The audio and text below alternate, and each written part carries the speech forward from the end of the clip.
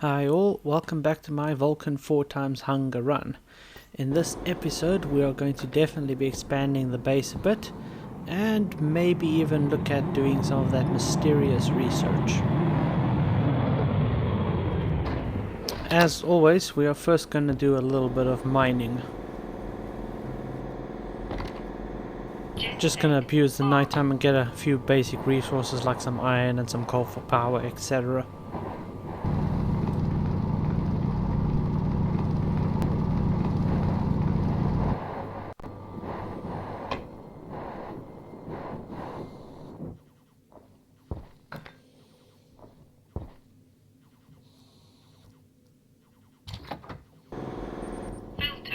So here, one of my 3 CO2 filters that you start out with ran out, so I'm just dumping that in the vending machine because they can actually sell the empty filter. It's worth a couple of bucks.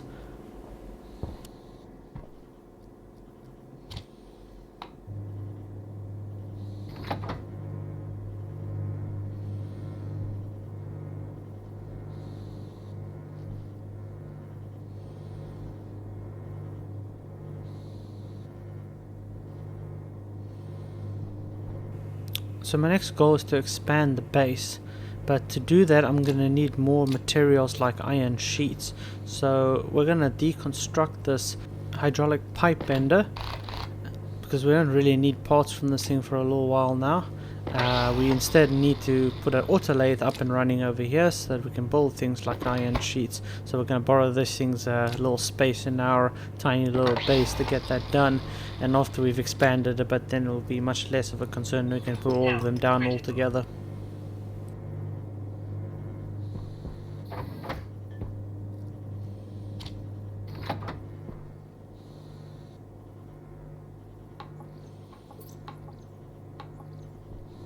I haven't mentioned battery colors before, but basically when a battery's flat red, it's completely out of power. Flashing red means it's extremely low, I think maybe like below 25%.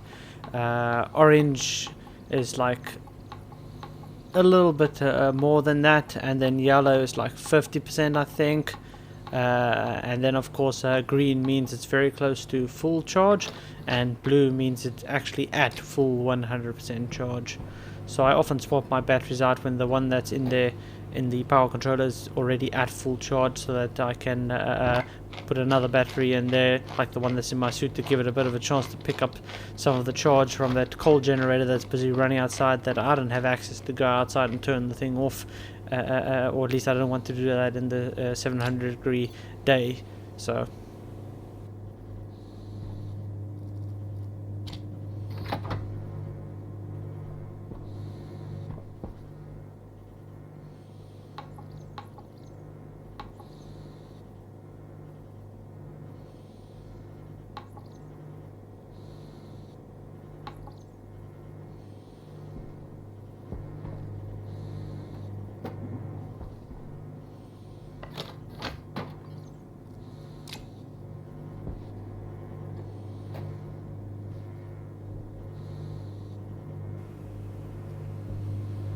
just gotta keep an eye on that tank. Makes me nervous from the other 2 times it almost blew up.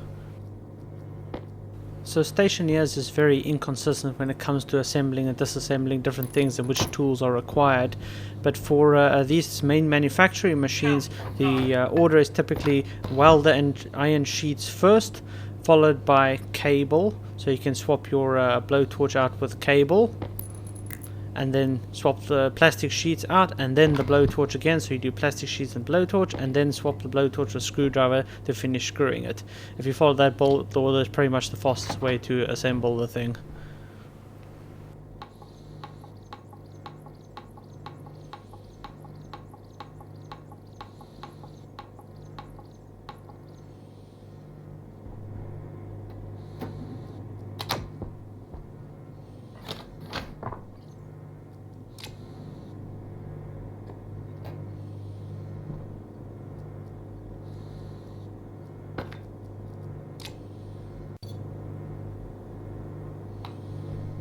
So I've already counted, they start me with enough frames and wall kits to be able to expand my base. The only thing I'm really short is some iron sheets.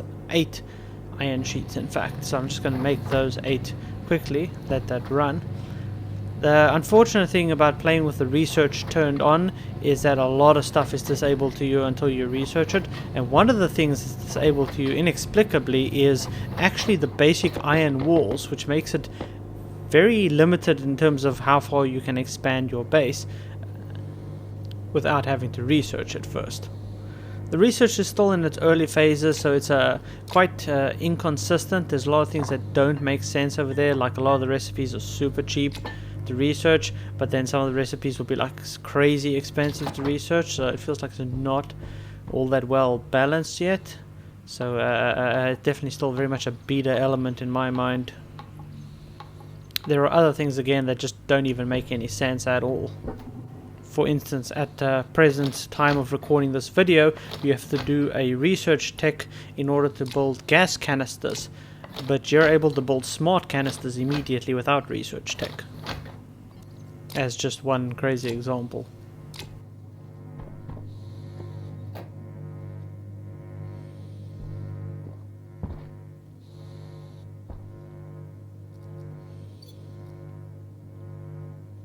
Gonna take one spare battery with for my if you remember correctly, the arc welder chews through a lot of power, so I'm not sure if it's going to have enough juice to get through the welding work of the base expansion, so take a spare battery with just in case.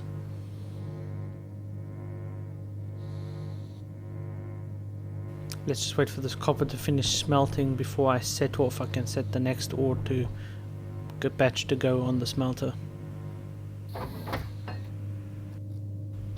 We always also got to keep our atmosphere in this room under control. Can't let too much hot gas build up in here, otherwise our O2 tank is going to have an issue again, and we're also going to breathe too much oxygen into CO2. So we're always got to keep the pressure down to a reasonable extent, because less pressure means less temperature transfer, even given the same room temperature. Unfortunately, I stepped outside while it was still a bit hot, but oh, whatever. It isn't that bad. So I'm gonna go for a small 2x3 expansion over here, since that's the only thing I have enough wall kits for, and as mentioned before, I can't build more right now. But we're gonna have to just move this vent gas jetpack fueling setup over here out of the way, disassemble it. That's fine, I don't need it right now. I can complete this job with my current propellant. We'll just set it up again later somewhere else.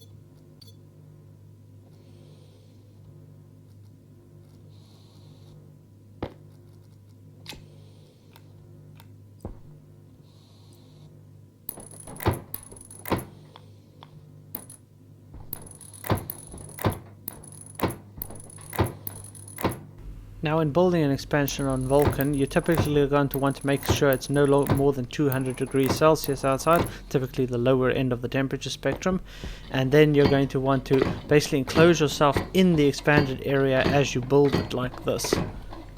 Cover everything up, make sure it's all sealed up and you're sealed inside, and then you can break down one of the walls leading to the rest of your base to join the two. This will let as little outside atmosphere as possible into your base while you're in the process of expanding it, since outside atmosphere is usually not very welcome normally on Vulcan inside your base. Of course, this tactic only works if you don't mind too much about the atmosphere inside your base. If you already have a very specific, like oxygen or carbon dioxide mix or something going on inside your base because you're growing plants and stuff, then obviously that tactic is not going to work and you're going to need a slightly more advanced approach. But we will run into a situation like that eventually in future ourselves, so I'll leave that lesson or description for another time.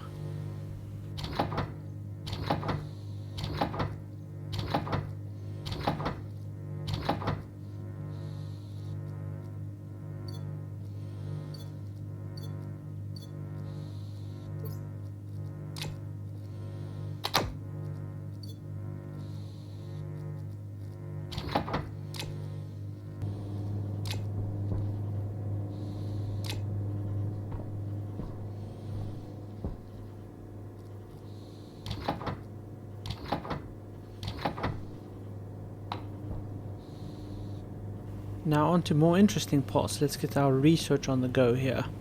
So first we're going to need the research machine.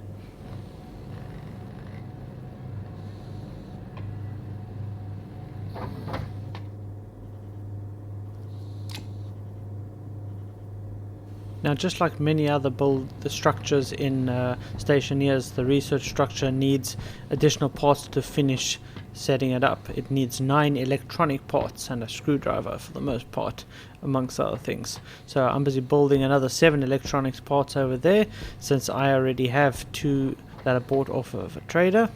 Now let's just place this research machine down.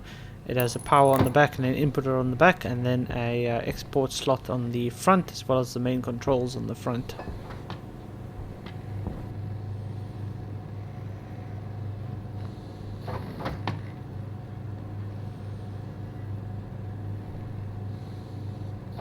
And those are my electronics parts. Let's just get the others from my vending machine.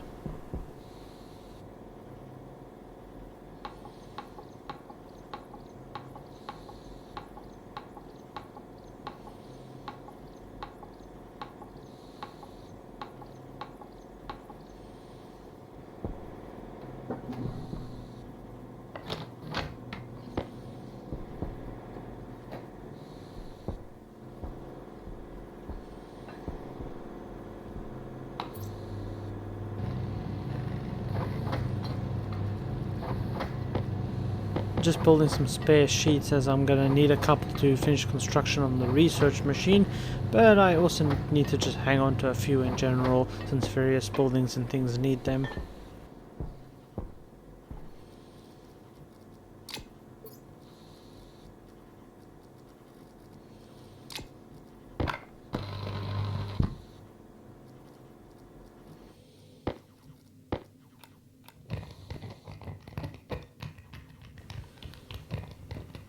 And there we go.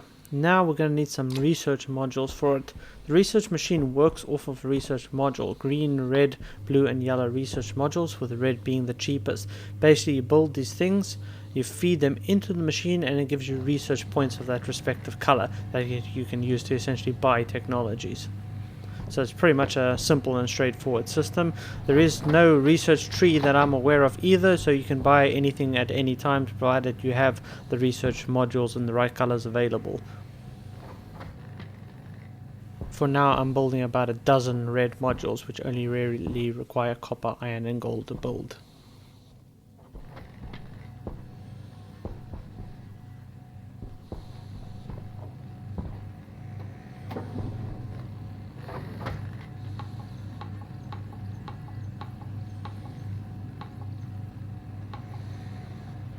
While I wait for that to build, I'm going to work on placing my pipe bender back down so long again, since now I have a base with sufficient space to put the thing down.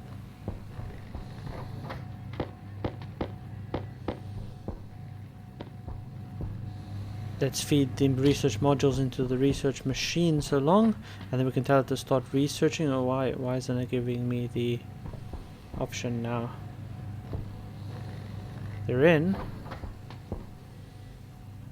Oh, I'm a doofus. Turn it on. Oh, no power.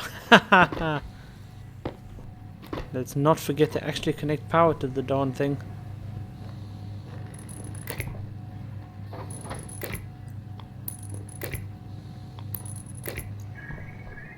And there we go. Now we just click that button to tell it to start processing the research modules that it has in its storage. They have to be processed first before you can spend them on stuff. each module takes I don't know, like a dozen or couple dozen seconds.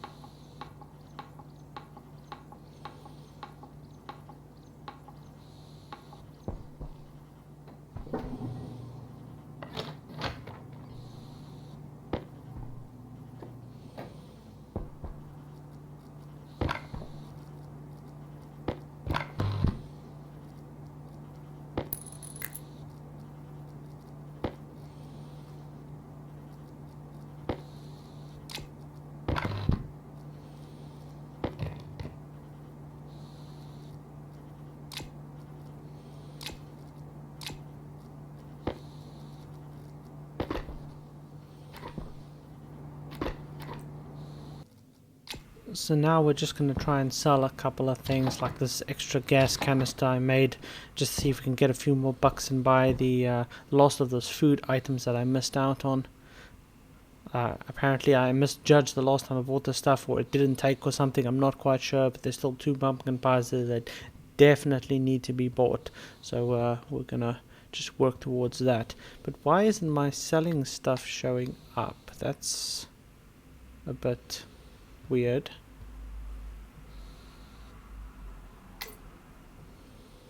Oh, okay. I have the data network switched off, so even though I can talk to the trader, I can't really access anything on the network like the vending machine.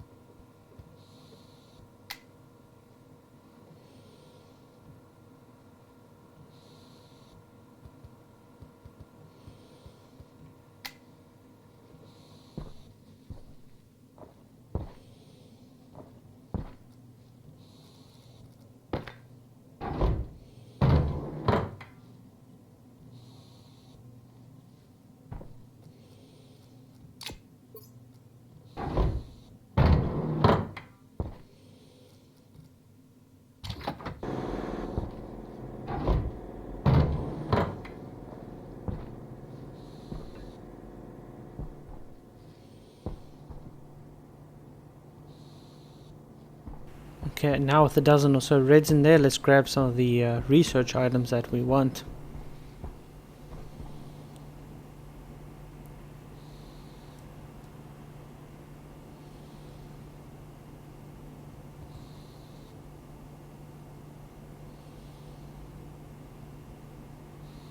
Heavy power, definitely want that. No. Yes, manufacturing.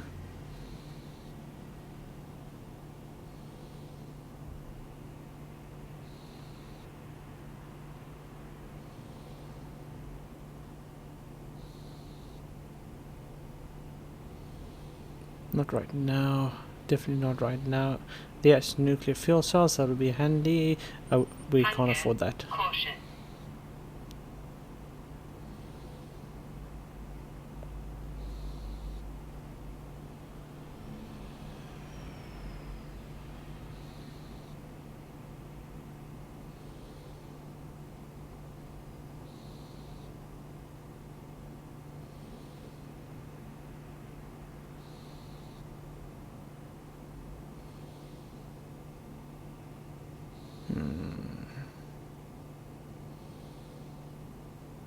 Yeah.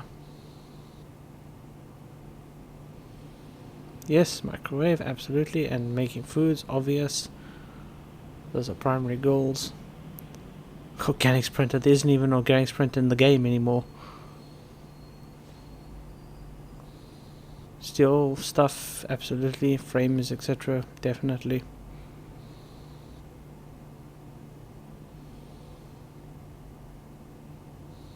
Yeah, furniture for making the desk.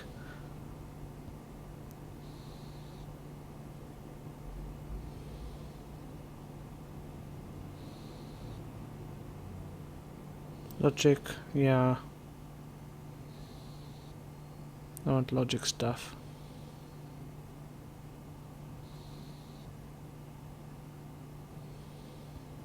Delivery systems, can build some chutes, and I think that's it for now for our points.